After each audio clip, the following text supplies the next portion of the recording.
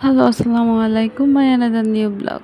সবাই কেমন আছেন? আলহামদুলিল্লাহ আমি ভালো আছি। আশা করি আপনারাও ভালো আছেন। ফার্স্টে তো দেখছেন একটা ভাইরাল পার্সনের পিক। আসলে ওনাকে নিয়ে তো কথা না বললে নয়। উনি হচ্ছে এমন একটা মহিলা যে যাই হোক ভয়ঙ্কর একটা মহিলা। বাচ্চার কোনো নিরাপত্তা নাই ওনার কাছে।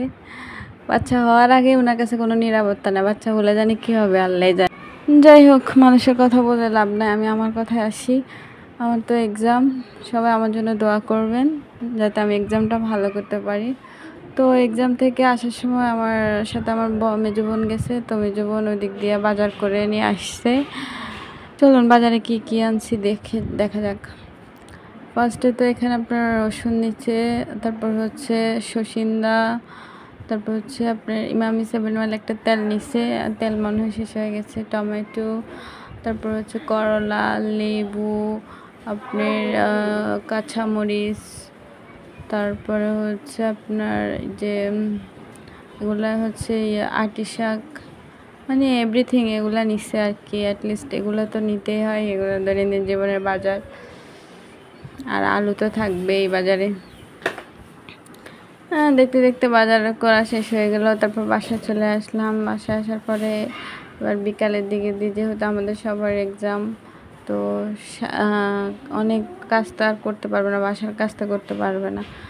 তো এখান দিয়ে আপনার হচ্ছে যে বিরিয়ানি বসে দিচ্ছে যাতে প্রতিদিন সকালে বিরিয়ানি খেয়ে অন্তত যেতে। আর বাচ্চা কাচ্চারা তো সবসময় বিরিয়ানি অনেক পছন্দ করে, অ্যাটলিস্ট আমি তো অনেক পছন্দ করি।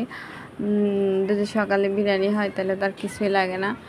এদিক দিয়ে পাশ দিয়ে আপনার আবারই মাংস বসাইছে, মানে রান্না করতেছে আর কি মাংস।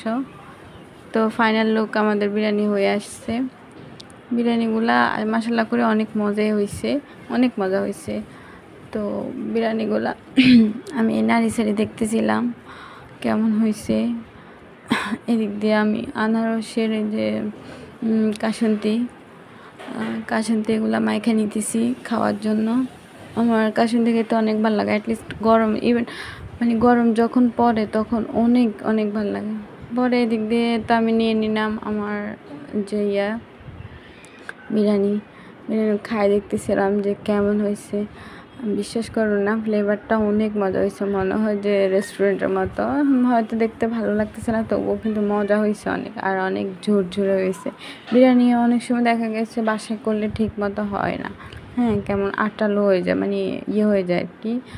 এখন আমাদেরগুলো তো অনেক ভালো হয়েছে। যাই হোক মজাই হয়েছে।